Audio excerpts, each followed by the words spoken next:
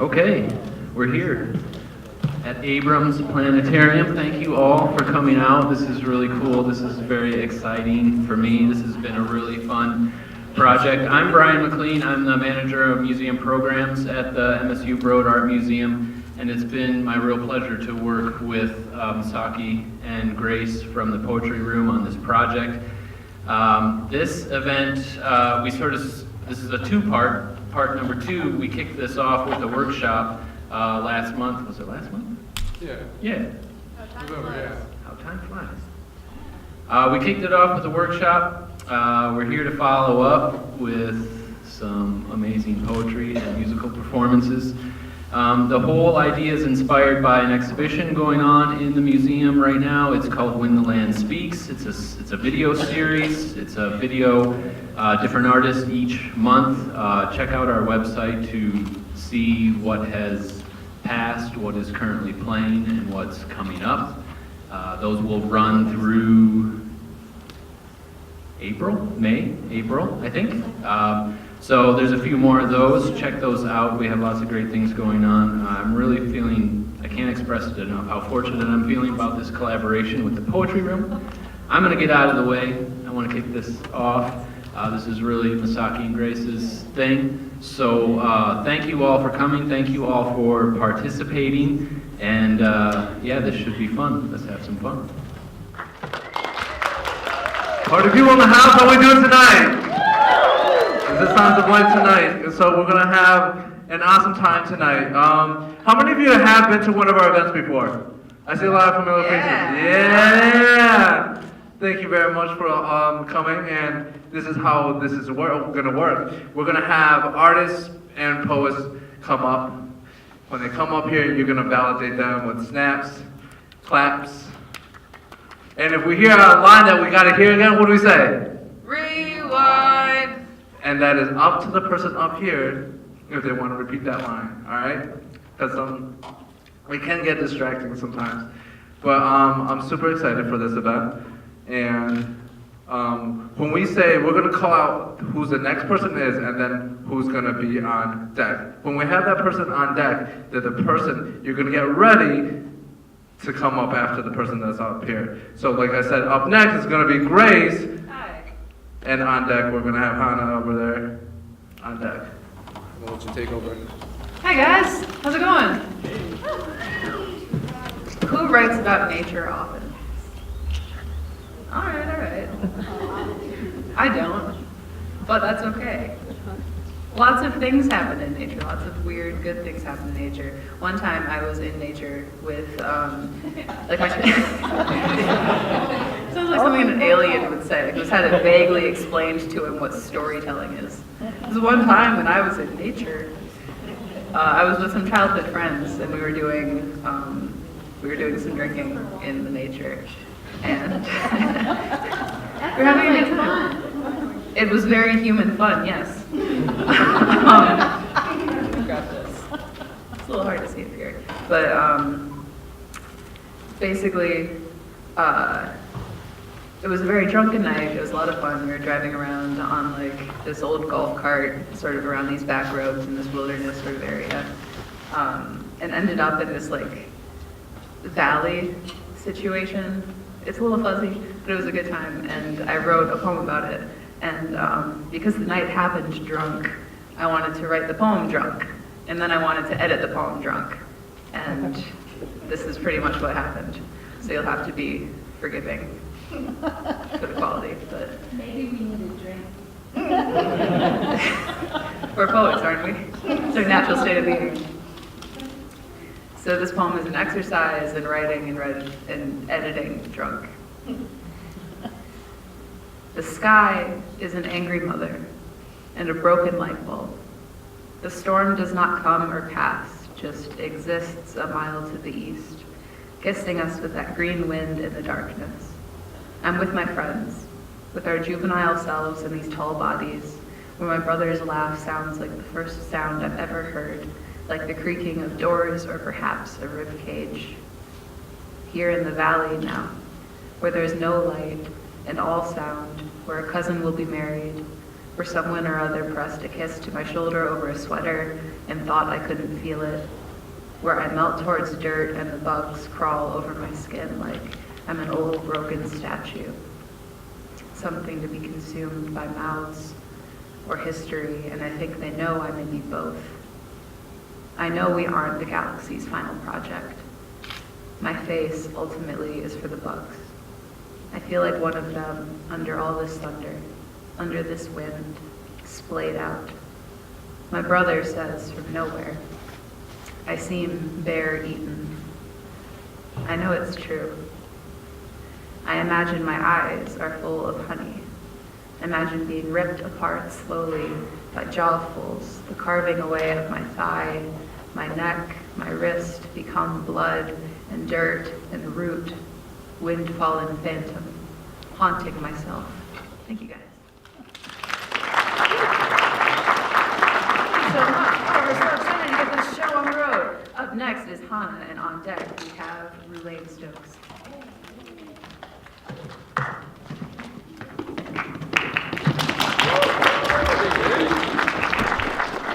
Damn, I feel so tall.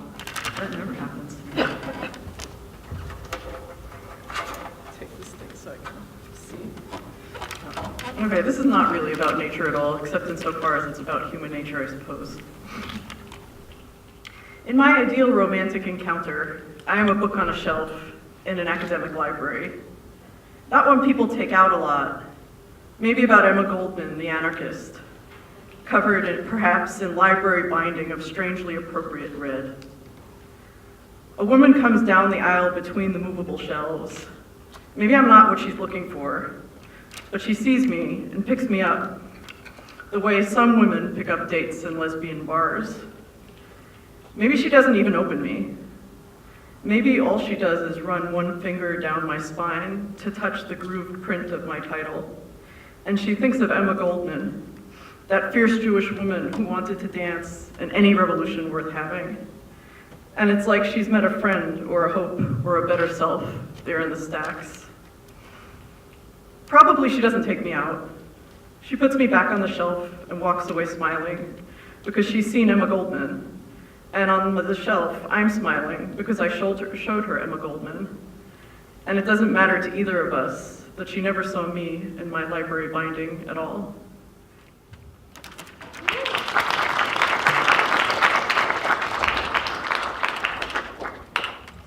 Thank you very much. I always feel like when I hear your poems, I have to Google something. Sorry. On deck, we're gonna have Brandon McCoy, who's gonna play some music for you. But up next, we have the many styles of Roulaine.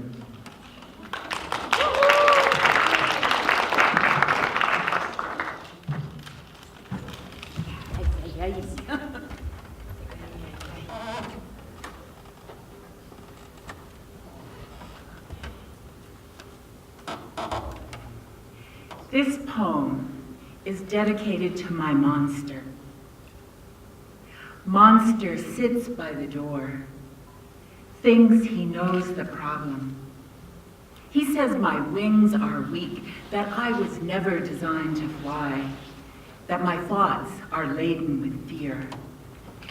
I try to ignore him, make myself small, and out the door. Brown is the earth under my feet, blue the sky in which I sail, light floods the land. Monster squats by the door, slumped and glum. I wave to him. I am my own guardian. Now I move as the air moves, breathe the song of the crickets, breathe the fluttering leaves.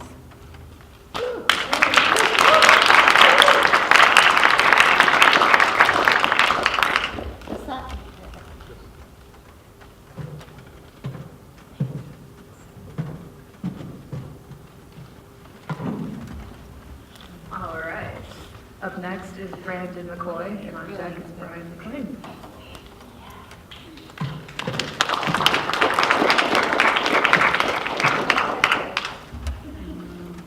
Hi guys.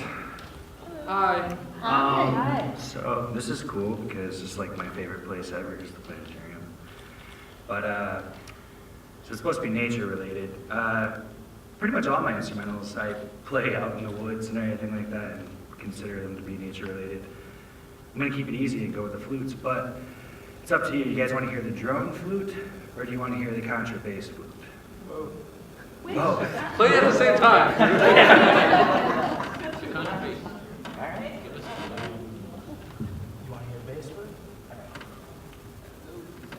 This one I haven't picked up in a long time. All about the bass. No trouble. No trouble. Sorry, I make sure it's...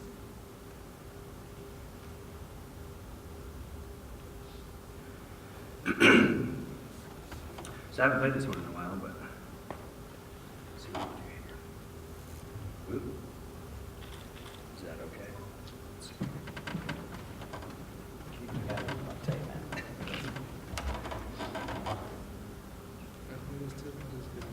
Go for it.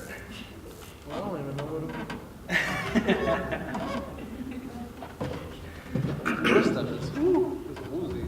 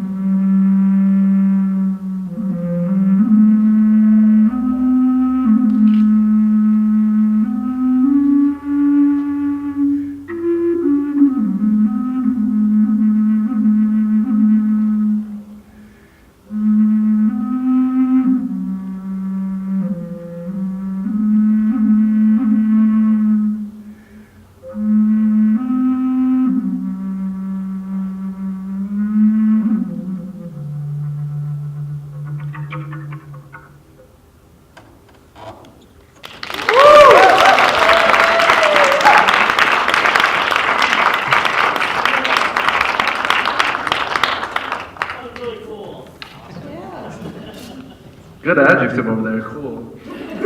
Up next, we got Brian, and then afterwards, it's going to be me.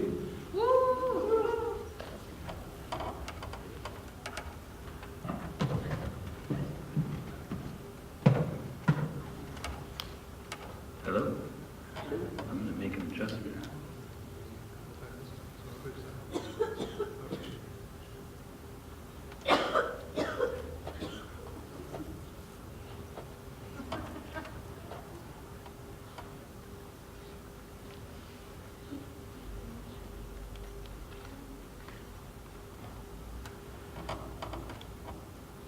All right. This is my first time. I'm a little more nervous. I'm a little more nervous than I thought I'd be. This is something I've been working on since our workshop. It's called Unearthed, Ungrounded, Reborn.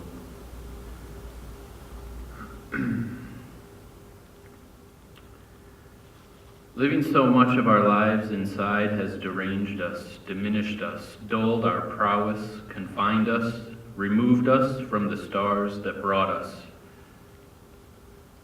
rearranged our molecular status and is making us sick. While walls go up and shift and change around us, a new layer has been added between us and the earth. As a boy, I could fly. With ease, I could float in and out of grass and around buzzing bees, in between birds and up through trees. I could float as a child, high, looking down, above my family stuck on the ground. Dried out, tired old bodies under the sun. I could float away from the work to be done. I could run and find the gentle crunch of leaves crackling under elbows and my knees. I could drift on a breeze and float down a tiny king among autumn orange and brown, and sleep beside the bugs and breathe rich, wet life from the ground. My God, my God, my God, and no one else's God embraced me here. My God, and no one else's God embraced me here. My God, and no one else's God embraced me here.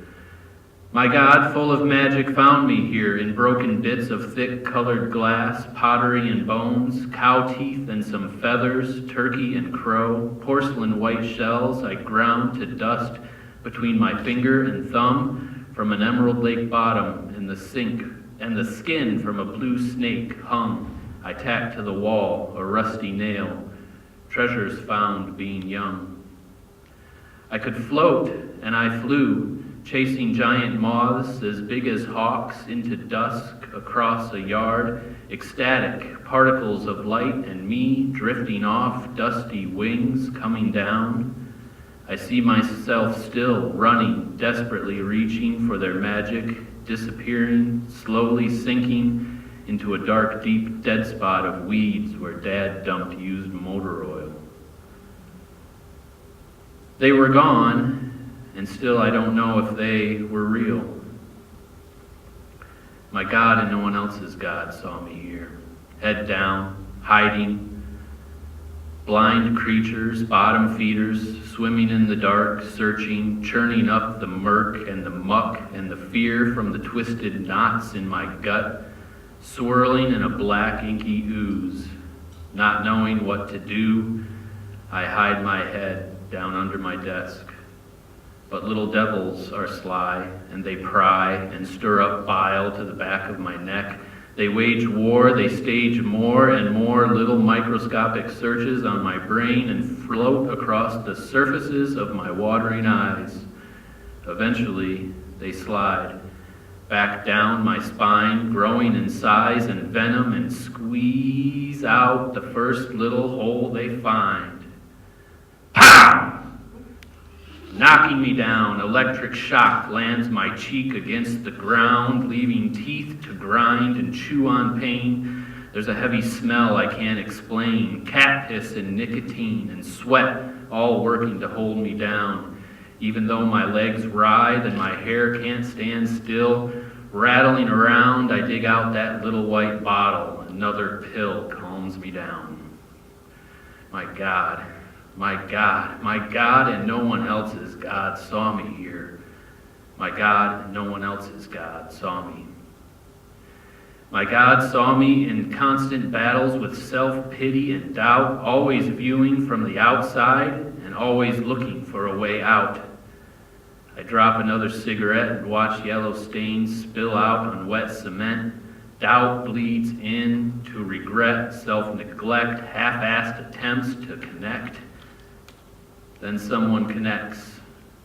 Home from work, she greets me with random birthday surprises, drawings filled with unicorns wearing giant eyelashes, exuberant declarations of beauty, a fashion show, pause, and a spin, bunny ears, a witch costume, and Wonder Woman, a princess, a lamb, a dragon, and a snake. Look, Dad, this is my impression of a snake. Drawings of me, drawings of her, drawings of alligators and a fish, a drawing of a new house, however we wish. Whispers behind the Christmas tree, lights with her mom I see, twinkling, a beautiful and nervous little girl. Afraid of not pleasing, uncontrollably twisting more knots into her hair, and when we're not looking, tying obsessively the laces of her shoes too tight. And lying beside me in a moment of confiding, she tells me she doesn't like herself. Immediately, her worry folds into mine as she begins to hide her face in the moment. I find no words to compare her hand in mine. In silence, we stand and take a walk outside.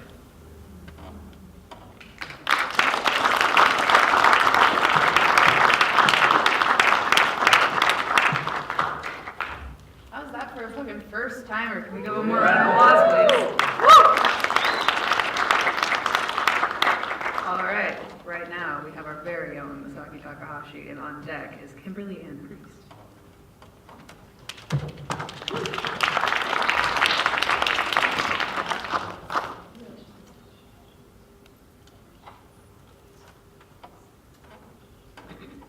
How the fuck we doing tonight?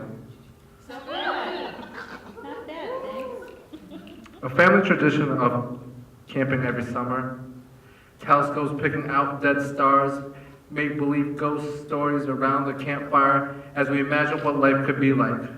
Watching the moon skinny dipping in the sea, narratives passed down by generations followed by laughter. Oji-chan would smoke midnight cigarettes between twig fingers, recalling folklore about my father. Odo-san would teach me about love through hunting skills and not bird calling, how to be a man, like build shelter, creating your own path, and how to fish at the river. When waters would get too high, remember your family name, Takahashi, High Bridge. You were made to survive, not to be prey. The beads around my wrist always remind me to pray. A wonderful childhood proves that time doesn't exist. Leave every place better than you found it. So father would leave the forest, a seed. Masaki, a flourishing tree. So he left me. These memories aren't real. We never had these summers.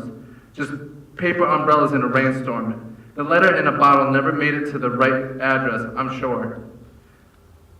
So I count raindrops by the window, listening to others tell stories of their family camping trip. In comparison, my childhood is an ocean that speaks with a mouthful of plastic. Woo, yeah, woo me. Up next we got Kimberly, and then on deck we got May.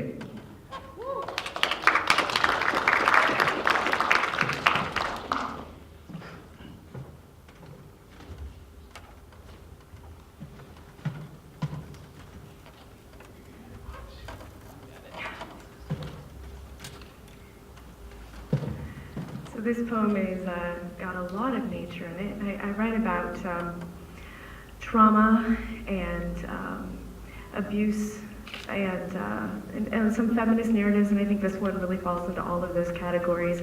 It's about my daughter and I, and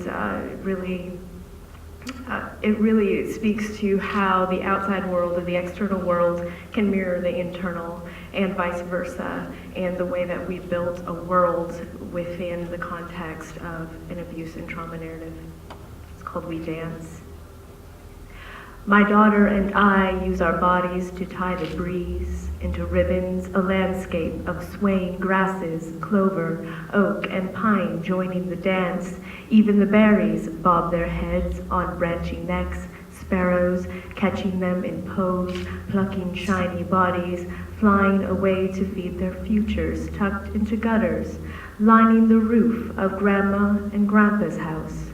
We spin around, her stuttering feet playing the earth like a typewriter to keep up with her feral mind, where fiction whirls out of real life, the breeze into a storm, the sun's limbs gathered through clouds, the scent of secrets approaching. Grandma's laundry on a line behind the house, pulling at its seams, foxes, felines, ferrets in nooks, a forest and hunters treasure-laden with terrors and traps, jostling like a symphony of keys, each one set and buried, camouflaged as roots or leaves, a nest of tangled birch branches promising an oracle of bugs that frolic behind the damp dirt. But when it bites, it pulls a tongue pierced through, one bloodied black and kicking itself free of saliva, all in vain. 10 legs strike the air, the earth, the grave, click, click. Suddenly, my daughter whoops loud and stops her twirling, falls down, melts into the grass as Grandpa teeters towards us on one strong leg between two canes. We listen to his laborious clap, clap, patient and frozen in place.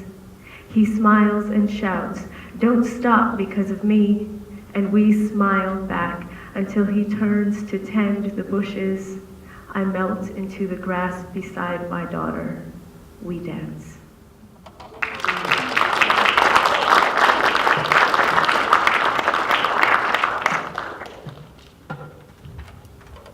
These are some steps.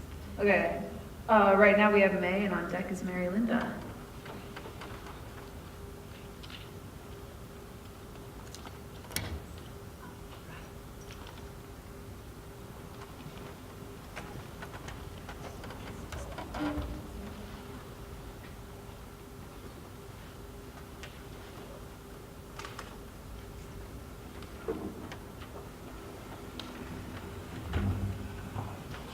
And you thought this was just poetry. We don't mess around. Got a fucking production in here.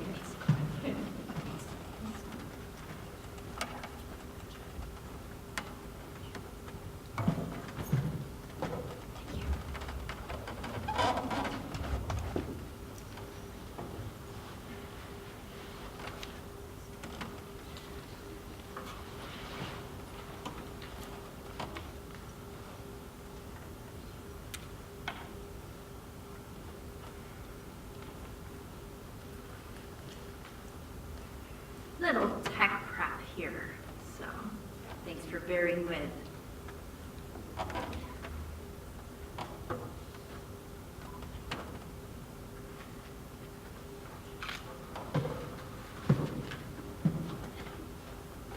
Good evening.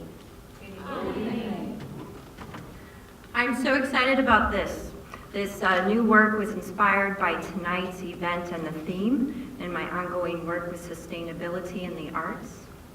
And I first want to pay respect to the land and to the first people who lived here and continue to live here, the Anishinaabe, the people of the Three Fires, Ojibwe, Ottawa, and Potawatomi. I want to pay respect to my ancestors, my mixed lineage, Celtic, Irish, Cherokee. They helped me walk the earth.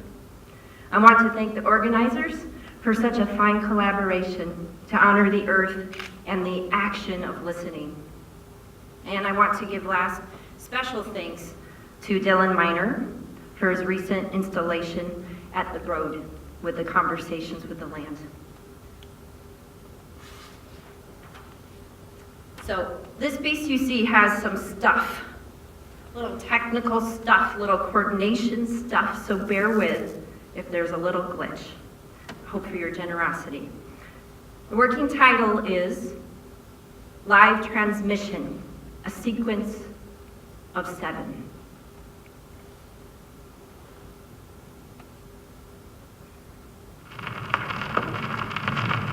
One, receiving the call.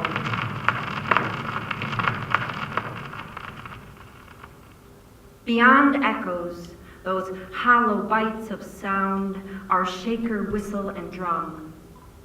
Theirs is a transmission spun from then to now, and yes, even to tomorrow, stitching generation to generation.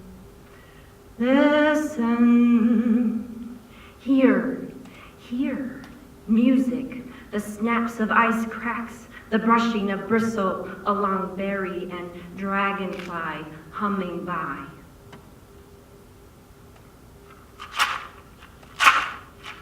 Two, tuning in elders.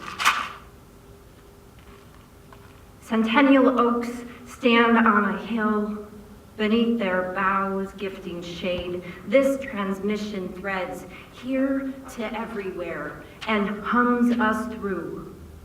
Who hears these elders sing? Within the thinning grove, some are stricken. Roots reach down deep to ancestors. Some killed, some survived. Those who walked in balance alongside land, air, water, fire. Who hears their stories and bones?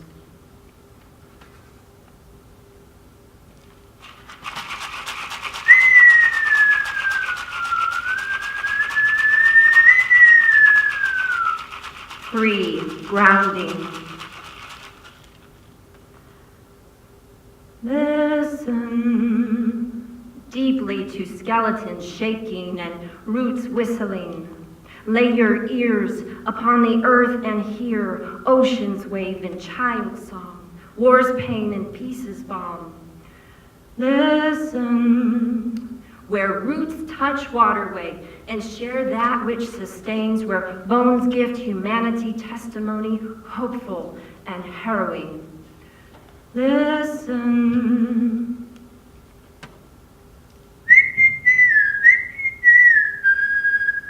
Four, the song.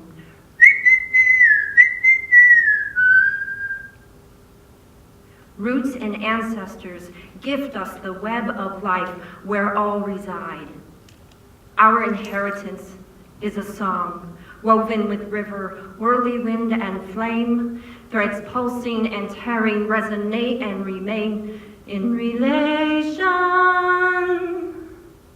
The swimmers, the crawlers, the standing people, two-leggeds, four-leggeds, winged friends, grandfather stones and grandmother moon. Listen down deep to the heartbeat of mother who sings, "You are home."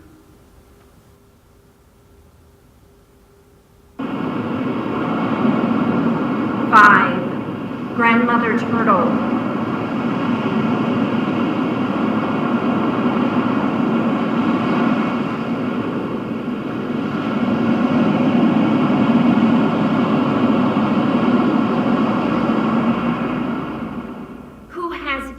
To hear, she, ancient and wise, on whose back we ride. Life-giver, swimmer, home to clawed tortoise and webbed terrapin, to northern turtle who winter sleeps inside the earth. Listen, there. Our ears have drums to hear her heart as she hums us home.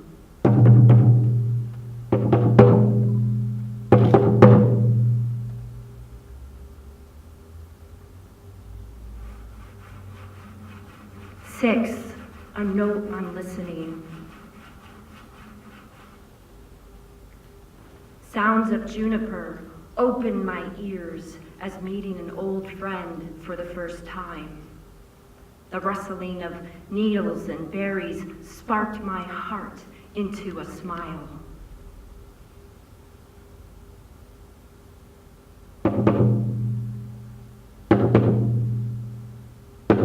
Seven, responder. Listen. Do you hear the beating? Tell me, do you hear the beating of your heart?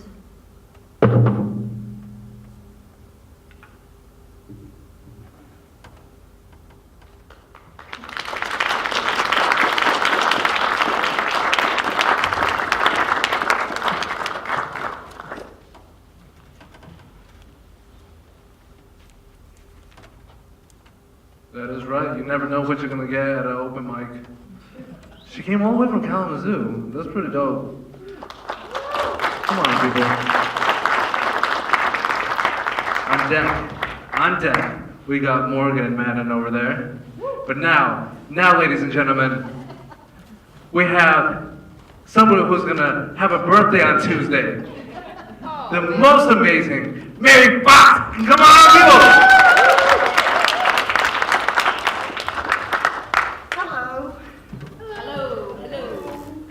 So all of those ladies over there told me I should read a different poem than I'm going to read. Best Friends Club.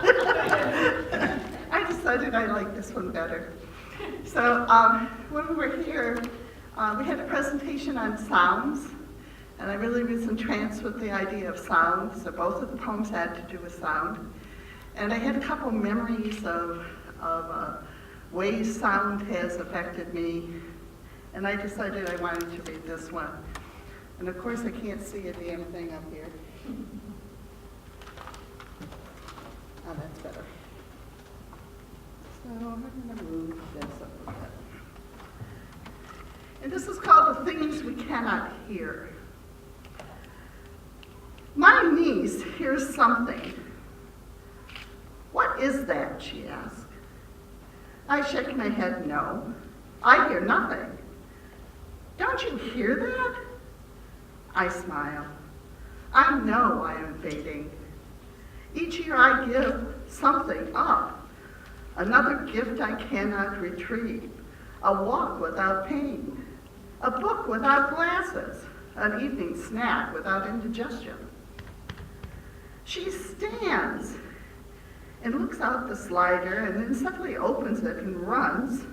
I trail behind and look down off the deck. She snatches something from the cats, lying intent, watching her from the warmth of the summer cement. When I join her, she holds a bundle of fluff, a baby rabbit caught by my miniature lion and panther, who now stretch indifferently in the sun, willing to give up their prize. They are well fed.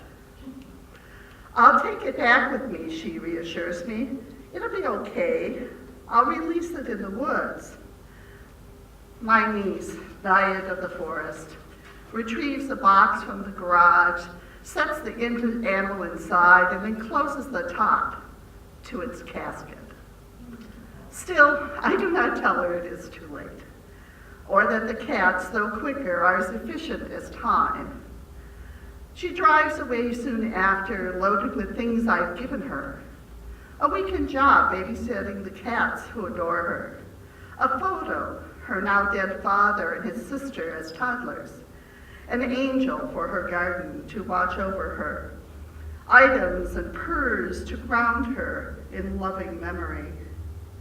And a bundle of fluff she will release to die in the woods behind her house. Perhaps she will not notice the burden of kindness. Thank you.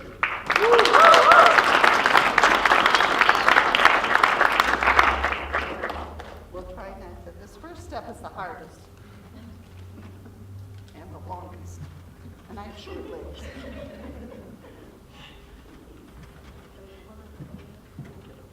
That's right, people. That's a metaphor right there for all those people who want to get up on stage. The first step is the hardest, It is. but you can do it. Are you not entertained? All right, we have Morgan up next, and on deck is Kevin McCartney.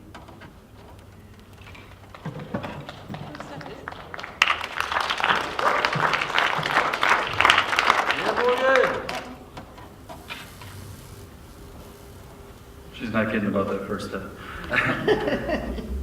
So, I was 5 years old when the movie Twister came out, and for whatever reason, we had rented it, watched it, and it scared me to no avail. I can remember the darkness and the clouds and seeing cows flying through the air. And the one thing that brought me comfort in that moment was my mother telling me, as a storm raged outside, that the thunderclaps were angels in heaven bowling, and that every time that there was a lightning strike, one of them had gotten a strike and they were all taking group pictures together. And that stuck with me in life ever since.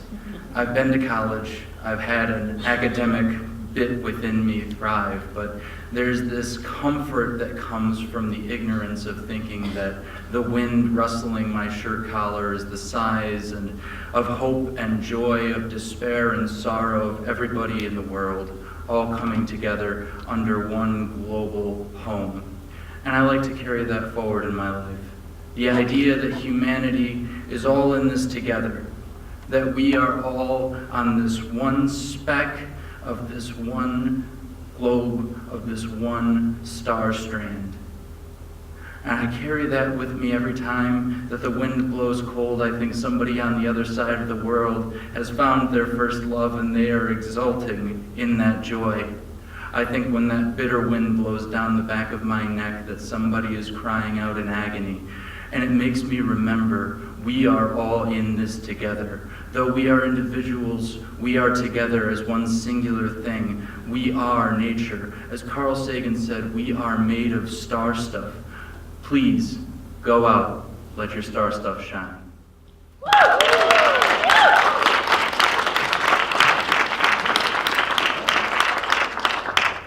Let's give it up for Morgan one more time! And on deck we're gonna have Isabella, but next we got some Kevin, who I had class with in his awesome sweater. Come on, give him a lot to say.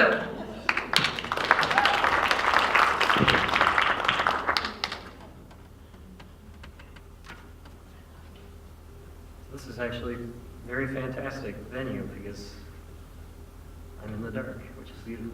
And you are too. And I can see all of you.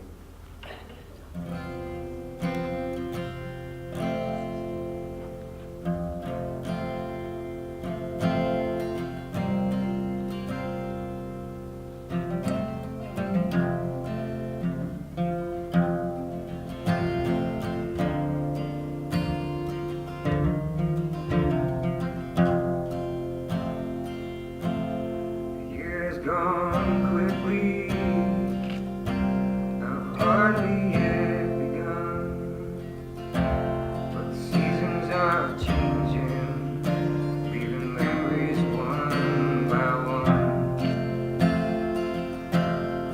Winter's now upon us, bringing snow friends and fun,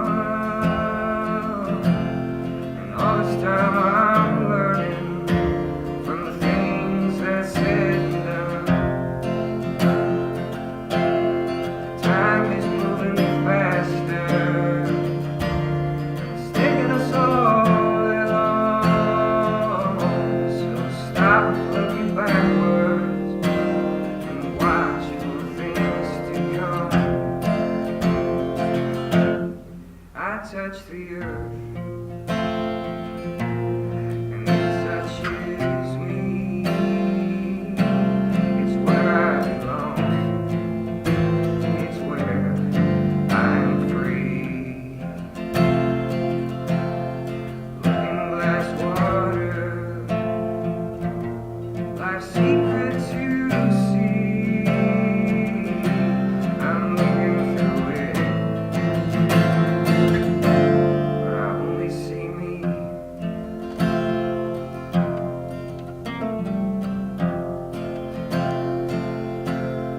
Last quiet night, fight bones down in the cold. So bundle up your body now, as you're outside of your home. Yes, it's alright. Might be a good place for a drink. Just walk around lightly and try not to sing. But moving time's faster, and it's taking us all along. So stop looking backwards and watch for things to come. I touch the earth, and it touches me. It's where I belong. Oh, it's where I'm free. Looking glass water, my secret to see. I'm looking through it now, but I only see me.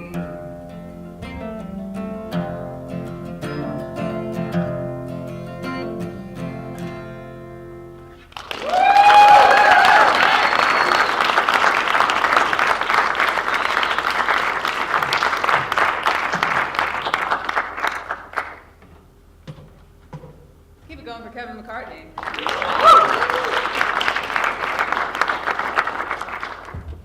Now is Isabella, and up next is Shay. Cheryl Caesar. Give me a minute. You got plenty of minutes. I got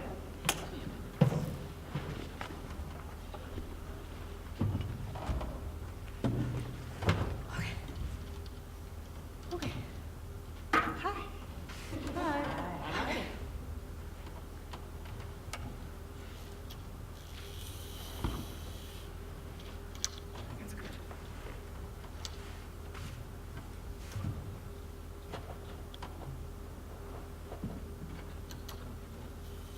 We good? We hear me?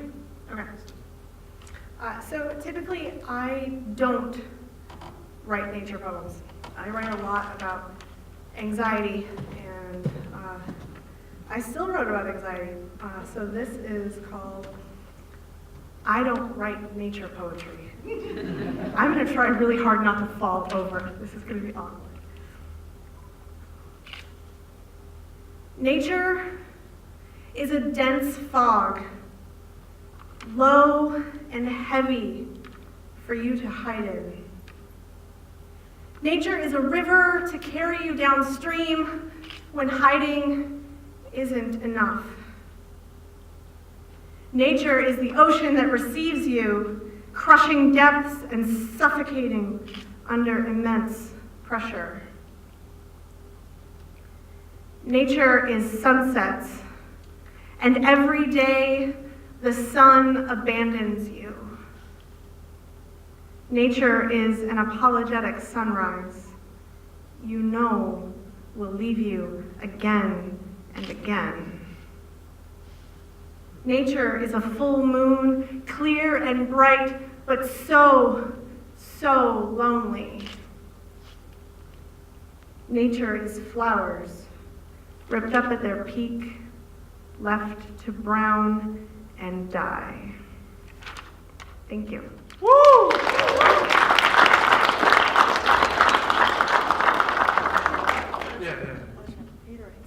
Either way, I just need your arm, wait, you can't stand in front of me.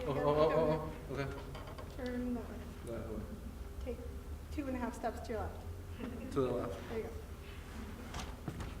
Thank you. Woo! Let's give it up for Isabel. Isabel comes all the way from the howl to come be with us. And she comes to all of our events. On top of that, she has a book coming out, which you can also purchase as well. Alright? She got a book coming out. And I like that sunrise line, and it just like is one of those lines that hit me afterwards. I'm like, ooh. But anyways, we have Cheryl up next, and then on deck we have Mariana.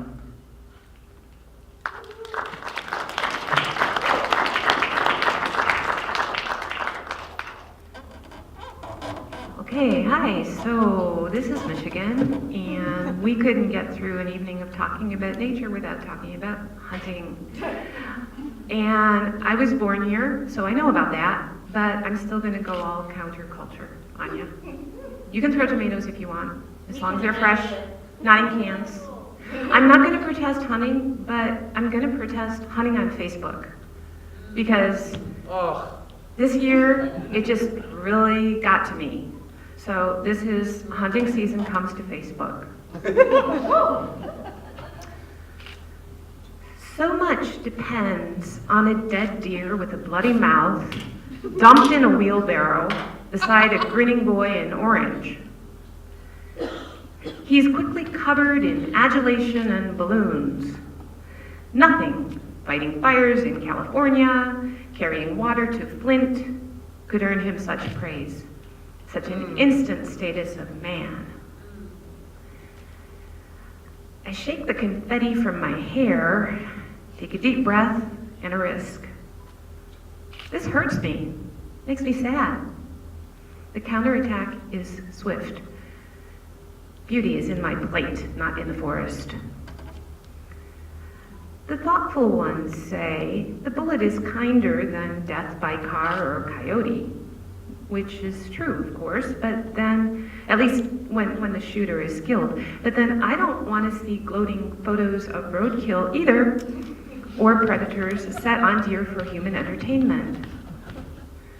Someone posts a CGI, a dancing doe on her hind legs, waggling her rump at the hunters. Come and get me. She asked for it, flaunting those big eyes, those slender legs, running away from me. Eat the heart first, they advise each other. And activism, that makes me shudder. They look over at me, hands and mouths bloody, and I feel the claws spreading my ribs, the teeth in my chest.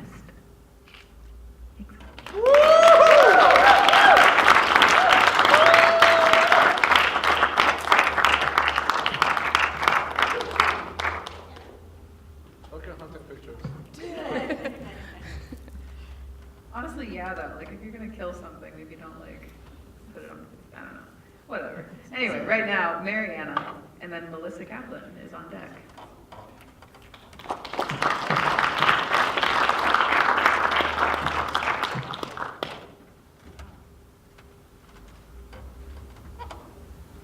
Hello.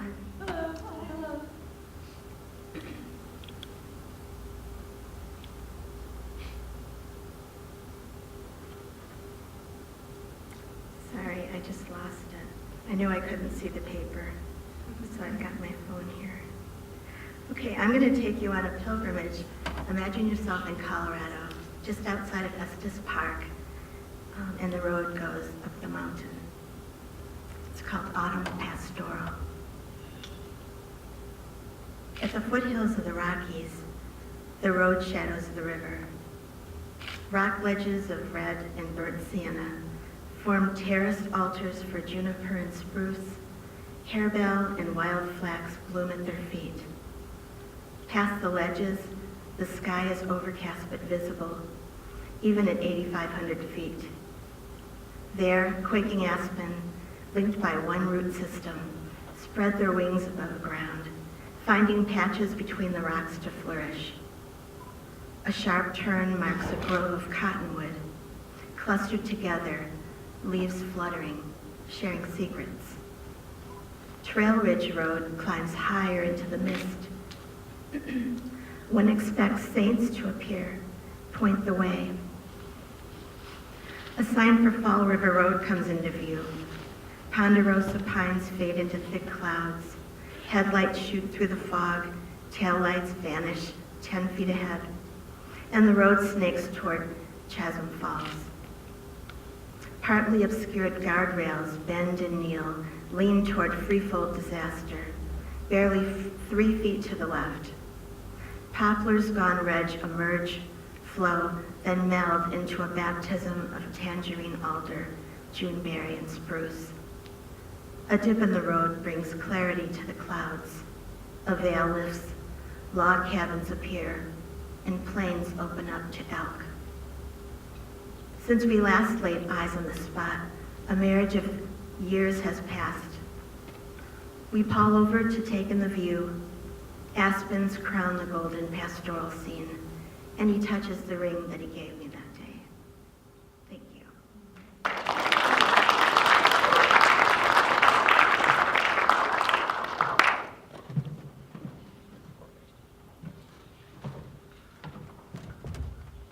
Mariana runs this Williamston writing group as well.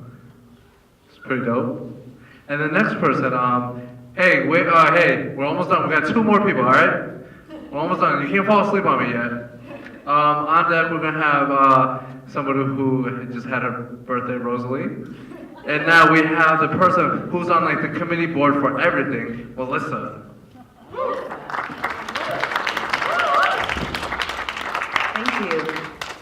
May I use this? Because I don't have it memorized. See what I'm doing. Oh, this is perfect. That's great. Well, thank you so much. This collaboration is just amazing, and the first part of it was great and inspiring, and I'm taking the first step. I'm just going to blurt that out because I've not done this before, and Saki has like kind of pushed me along. Grace has been encouraging, and so I really love the opportunity and appreciate it. I was inspired by the vast possibilities of nature and how Humans also can restrict and limit and place borders and make things small. And it's called Wrestling with Wire. Her title was Sir. Sir rules the world. With giggles and dreams of space, landing on planets full force, where she discovered meaning in smoldering rock and the fallen stumps of someone else's primordial past.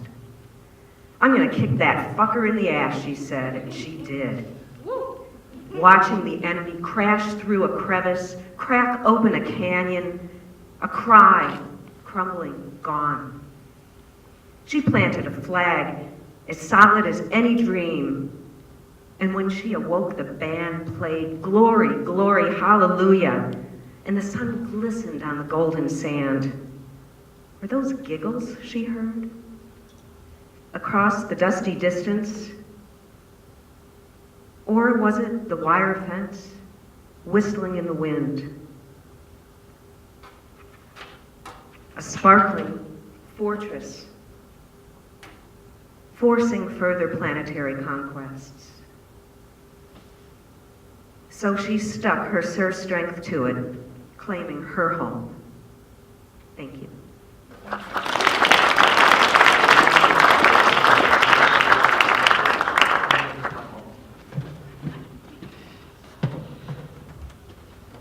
Masaki and I did our first ever event with Melissa at Renegade Theater. 2 years ago. It was so good. I love her. Right now we have Rosalie, and on deck is Paul England.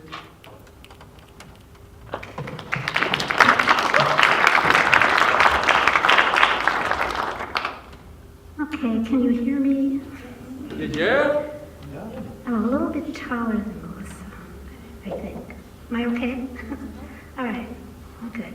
But I was told to do something before I get started. So we have, the Lansing Poetry Club is sponsoring the Mark Ritzenheim Emerging Poet Award. And our deadline is December 31st. It's for, you submit 5 poems with the possibility, you need to have enough poems that you can work on to get a chapbook, and your chapbook will be published through Finishing Line Press. So we need submissions, like lots of them, because the deadline is December 31st, and I think we checked our email and we don't have any yet. So what happens is people usually submit these things at the very last minute. The information is on our Facebook page, so go to, and you can contact anybody from the Lansing, well, Rulaine Stokes, Mary Fox, me. You can contact us, but on our Facebook page, we have the Mark Ritzenheim Emerging Poet Award, and there's flyers like all over. The Poetry Room had them, so, and we can get you flyers. If you're interested, just come and talk to any of us, okay? And get those submissions in. There's an email address and everything, so, all right. Hope I got all of it. All right, my poem is called Tracking a Fox. In the snow, there are no footprints, at least human ones. The animals belong to the fox, who sometimes grandmother's shoes away when he creeps too close to the chicken coop. His ruddy fur has faded, his body lanky. There is little food this winter for the beasts. My father has found 2 dead deer in the woods, their bones sticking out, partly devoured. Perhaps the fox has been there. He looks healthier now. Sorry, you can't see this. He looks healthier now, his sides bloated. I track him on my snowshoes over one hill, then down another, until I reach the creek where water still trickles and hisses beneath a cracked sheet of ice. Tree branches graze my face, and when I crawl under the spruce, heavy with snow, the end of my long braid is soon soaked through. My snowshoes leave large latticed prints behind me, so I look like some dinosaur-era creature, feet crooked and unwieldy. When I look back, I see only white. I could be lost, but I'm not. In a cluster of nearby pines, a blackbird hurls away, causing a small avalanche. He calls out eerily, his loud caws make my heart quake. On the other side of the creek, I see movement against rough bark, a brief slash of red. Fox has burrowed in, his beady dark eyes watch me. I should turn back now, before I am truly lost. But unafraid, I stand, wait for one of us to make the first move. Thank you.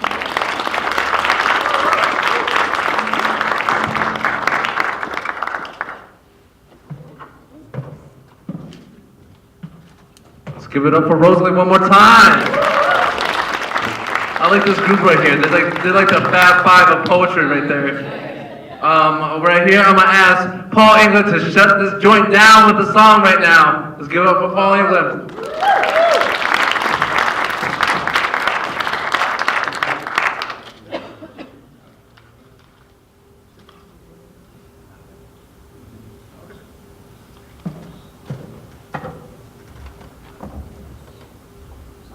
This is going to be very quiet. There's nowhere to plug in, and my guitar is very quiet.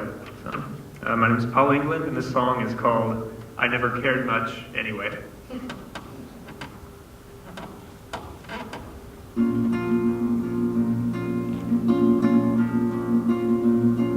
I thought I heard you crying where the willow trees were sighing, so I wrote about the blossoms there instead, that you planted by the windows where the warm green summer wind blows, and then you spent the afternoon in bed. Is there something that I should have thought to say? No, I never cared much anyway.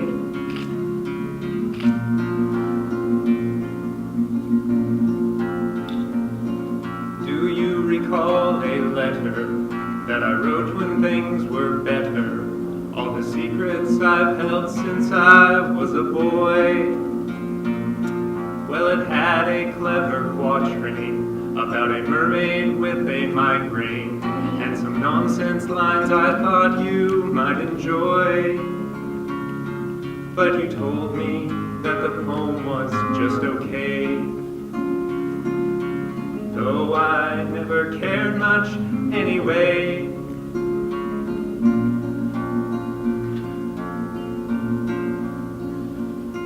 All common sense was shattered for the young men who were battered by the vicars and the nuns in Catholic school. And you filmed it from the bleachers before the choir teachers took your camera and threw it in the pool. I never sing for you, and I certainly never pray. No, I never cared much anyway.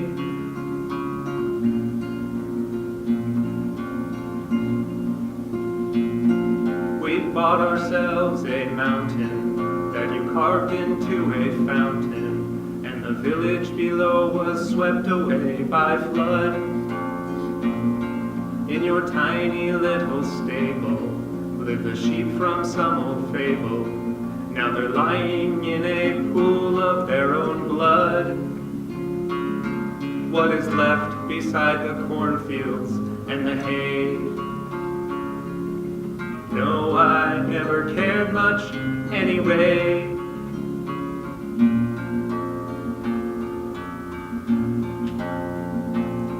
I spent a long time dealing with the cracks along the ceiling, and my eyes were getting old from too much sun. Now the winter snow is falling, you can hear the angels calling, and the snowman rebel loading up his gun. Will he aim it for the reindeer or the sleigh? No, I never cared much anyway.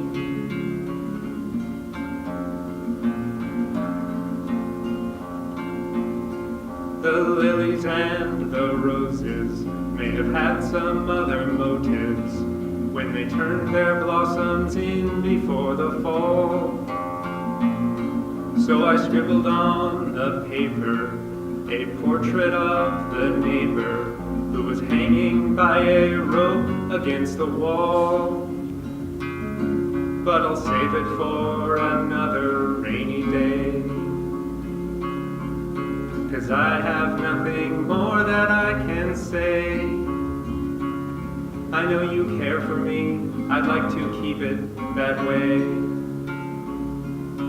Yes, I'd like to keep it that way.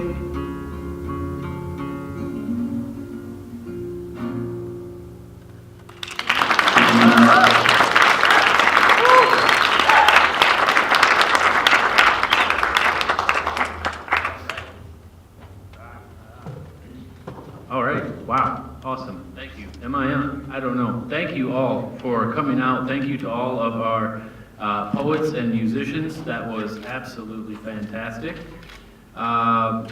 Maybe a little noise if you want something like this to happen around here again.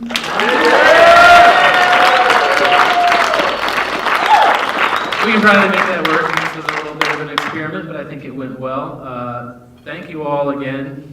Thank you to Grace and Masaki. Thank you to Shannon and the Planetarium. Yeah, thanks. Have a good night.